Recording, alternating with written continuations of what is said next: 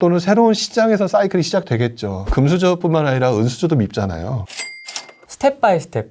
되게 공감이 되거든요, 저는. 부령님 그쵸. 말씀에. 이렇게 스텝 바이 스텝으로 가는 게 맞는데, 그러면 그 스텝 바이 스텝을 이제 상황이 다 다르단 말이죠, 시청자분들이. 그러면 이 스텝 바이 스텝을 어떤 식으로 좀 밟아나가면 좋을까요? 다 상황이 다르거든요, 복잡하고. 그렇죠. 그래서 개인적인 상황이 다 다르기 때문에 여기서 명쾌한 답이 나오지는 않을 거라고 저는 생각을 해요. 네. 근데 예를 들어서 이제 저한테 질문을 하신 분들을 보게 되면 그 불인이들도 아버지 어머니가 얼마나 돈을 가지고 있고 어디에 사느냐에 또 틀리잖아요. 네. 근데 그 사람을 친구로 가지고 있는 사람들은 못 견뎌해요. 그거 많이 보실 거예요. 네. 저도 그렇습니다. 네, 많이 못 견뎌하거든요. 이제 거기서 문제가 되는 거거든요. 근데 결론적으로 얘기해서 내가 나중에 은퇴를 하고 난 다음에 어떻게 할 거냐 했을 때 차근차근 올라가기 위해서, 그 다음에 내가 가지고 있는 돈이 얼마밖에 없다라고 하면 그 자금을 가지고 단계별로 올라오려면 그 지역 정도는 무시하고 거기서부터 차근차근 올라올 방법이 뭐냐, 또 궁리하는 가운데에서 실력이 늘거든요. 근데 지금 실력이 느는 과정이 아니라 일단 서울부터 살려고 하면 그때 사면은 또 이제 안 살려고 서울에 들어왔으니까 나는 이제 아무것도 신경 안 쓰고 빚 갚으면 할 거야 라고 얘기를 하지만 네. 제가 장담하건대 그랬는데 그 이후에 또 누군가가 돈 벌었다는 얘기하면 또 돌아요. 맞습니다. 그렇기 때문에 그거를 자기가 물러설 수밖에 없는 것, 그다음에 자기의 미래의 단계별로 가는 과정을 어떻게 하면 안정적으로 갈 수가 있느냐, 이 부분에 대한 고민부터 출발하는 게 맞지 않을까. 사실 그동안 뭐 서울이 오른다, 서울의 신축을 사라, 정말 말이 많았지만 그렇다고 해서 서울의 구축이 안 올랐느냐, 경기도의 신축과 경기도의 구축이 안 올랐느냐, 분명히 올랐거든요. 그러면 결론적으로 그거예요. 서울의 신축이 워낙 많이 올랐기 때문에 나도 그 정도 먹고 싶다거든요. 마음속에 그게 있는 거예요. 근데 내가 그 수준이 안 되면 경기도의 신축 또는 경기도의 구축에서 얘가 5억 벌었으면 나는 2억 벌 수 있는 방법이 뭘까? 이 친구는 운이 좋아서 번 거거든요. 이 친구는 그게 안 됐기 때문에 공부해서 2억을 벌 수 있는 방법을 찾은 거잖아요. 이 친구는 모르지만 이 친구는 방법을 배운 거거든요. 그럼 이 방법을 그 다음번에 또 이제 이 친구를 바라보면서 방향을 잡잖아요. 나 이렇게 할 거야. 네. 그러면 또 이러기 위해서 궁리를 하거든요. 제가 했던 방식인 것 같아요. 궁리를 하고, 그게 극단적으로 편법이면 안 되겠지만 어떻게 하는 게 좋을까? 어떻게 하는 게 좋을까? 이 방법을 생각해내고 하다가 저를 아는 분들이 제일 많이 아는 게, 제가 많이 얘기했던 게 갭을 벌리고 갭을 메우는 과정이라는 표현을 많이 쓰잖아요. 네. 그게 그 궁리하는 과정에서 머릿속에서 정리가 됐던 거예요. 저 같은 경우도. 그래서 그 과정이 겪어가면서 시장이 또 이분이 앞서간다고 하더라도 이분이 2, 3년에 계속 앞서갈 거라는 보장은 없거든요. 근데 이분이 그 당시에 떨어질 수도 있고 더 나갈 수도 있어요. 근데 이분은 한 가지 확실한 건 있죠. 본인은 이미 수많은 무기들을, 공부하면서 얻은 수많은 무기들을 장착하고 있어요. 이게 눈덩이가 쌓이게 되면 쫙 하고 올라가겠죠. 그러면 넘어설 수 있거든요. 저도 그렇게 넘어선 친구 하나가 있죠. 저도 그런 분이 주변에 없었겠냐고요. 다 있는 거죠. 흙수저가 볼 때는 금수저뿐만 아니라 은수저도 밉잖아요. 네. 예. 금수저는 쳐다도 보기 싫고, 그나마 만만해 보이는 은수저가 밉고, 그냥 왠지. 예, 그리고 동수저는 왠지 모르게 내리고 싶잖아요. 약간 비슷해 보이니까. 근데 나보다 좀 잘나니까. 근데 이제 보니까 지금도 그래서 이 부동산 시장이 이렇게 움직이는 모습을 자세히 보게 되면 지금 많은 분들이 지금 부동산 상승론자, 하락론자 나눠져 있잖아요. 네. 저는 이분들이 사실 질투가 있다고 봐요. 내려려고 하는 그런 모습들이 있는 건데, 그거는 이제 다 같이 죽자는 거고, 뭐 다 같이 죽을 필요가 뭐가 있어요. 이분도 잘 나가고, 근데 나는 거기서 장착을 해서 한 단계, 두 단계 올라가는 거, 그 방법을 추구하다 보면 굉장히 나중에 가면은 자연스럽게 이거구나라고 요령 있게 투자라는 법들이 생겨나는데, 이분들이 이제 그 방법을 진행을 하려고 하기보다는 마음이 너무 급하잖아요. 사실 저도 마음이 급해서 무너진 적이 있었거든요. 마음이 급해서 무너져 봤기 때문에 말씀을 드리는 거예요.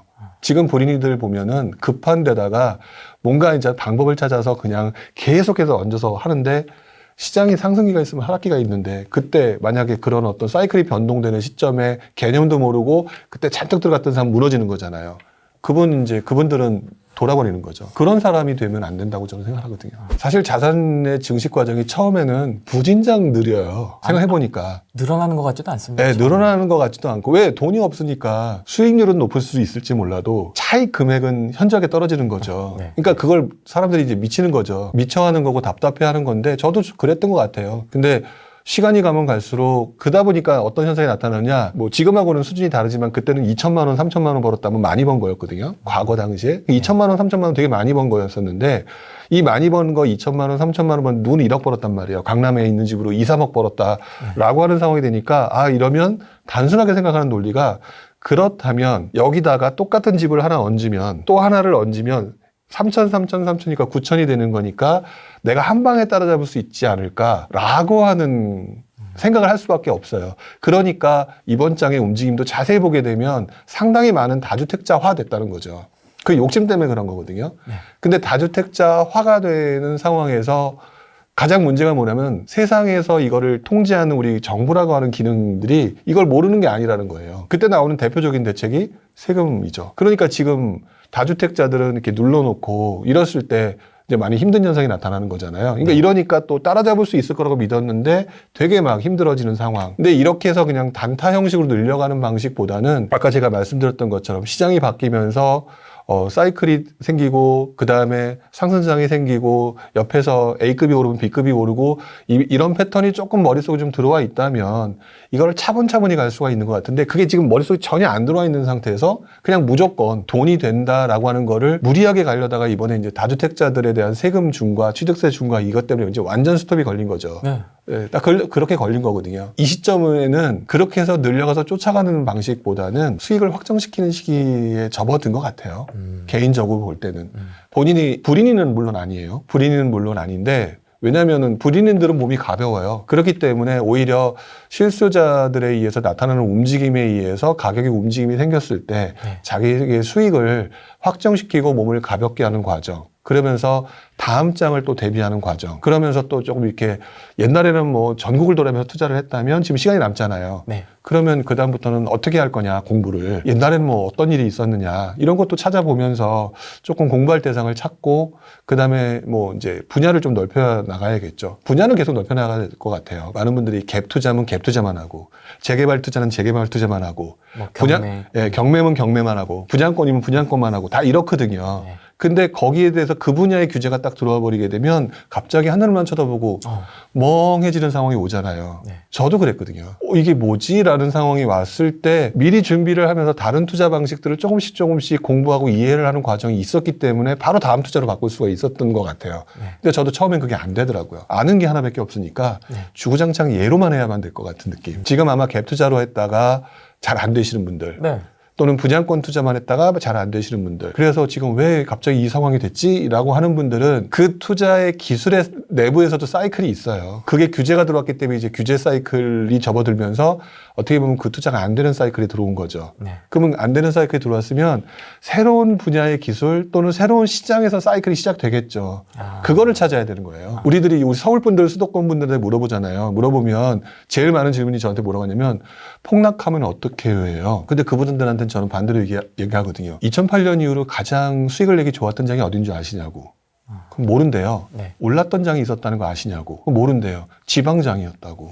우리는 그 당시에 완전히 폭락장인 것처럼 했지만 오히려 2009년도 부산으로 시작해가지고 엄청난 장이 그 이후에 지방에서 왔다고. 금융위기 그까짓 거 아무것도 아니었다고. 근데 그분들이 그 시각이 지금 없는 거예요. 기술이든 분야든 지역이든 지금 내가 하고 있지 못한 곳에서 다른 곳에서도 투자할 기회가 있는데 내가 지금 알고 있는 게 딴 달랑 하나밖에 없기 때문에 이런 현상이 나타나는 거고 그러다 보니까 이 규제에 지금 많은 스트레스를 받고 있는 거다. 근데 알고 보면 무궁무진하다. 저는 그렇게 생각을 하고요. 그러면 지방장으로 앞으로 가면 되나요? 또 이렇게 물어보셔요.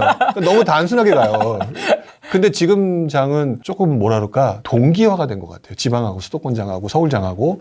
그래서 조금 지켜봐야 되겠지만 또 그런 상황에서 안 좋은 장이 입주 물량 때문에 좀 올라가는 지방장도 있잖아요. 이제 그런 장을 눈여겨볼 수도 있는 거고 뭐 불인이들이 돈 없는 분들은 또 그런 데를 생각해 볼 수도 있는 거고 이렇게 다양한 방법으로 생각을 넓혀가는 거에 대한 공부, 준비는 좀 필요한 것 같은데 자꾸 다 필요 없고 지금 당장 내가 해야 될 정답을 달라. 그렇죠. 이게 목표가 돼버리니까 이게 원하는 거니까 이분들이 제가 아무리 설명을 해도 이해가 못 하시는 경우가 많은 것 같아요. 옛날에 해수동 조정지역 풀릴 때 부산 내려간다고 막 버스에서 막 그런 분들도 있었잖아요. 그렇죠. 저는 그런 투자가 제가 그동안 했던 투자에서 성공하는 투자도 있지만 실패하는 투자도 많은, 확률이 많은 투자예요. 근데 자세히 보면 네. 어디가 좋대 해서 들어가시는 분들을 자세히 보게 되면 그분들은 지금 그 시장의 분위기만 보잖아요. 근데 누군가는 분명히 그 전에 들어가서 그분들한테 넘기고 있어요. 근데 그분들을 자세히 보게 되면 남들이 관심이 없을 때 그거의 가능성을 공부하고 고민하는 과정에서 베팅하고 들어간 거거든요. 지금 어떻게 보면은 서울장이 엄청나게 밀어붙이고 뭐 강한 장, 뭐 이런 장이라고 얘기했고 실제로 시장 상황이 그랬던 장이었을 때도 누군가는 내가 서울에 하기보다는 나는 자금이 좀 부족하니까 옆으로 간다 했던 분들 중에서 분명히 수익을 낸 분들이 있는 건 사실이잖아요. 네. 그러니까 저는 그래서 어떤 방향이든지 간에 자기에 맞는 방법을 찾으려고 노력하는 게 맞다. 자기의 성향도 좀 좌우를 해요. 저 같은 경우는 게을러서 굉장히 부지런하진 않아요.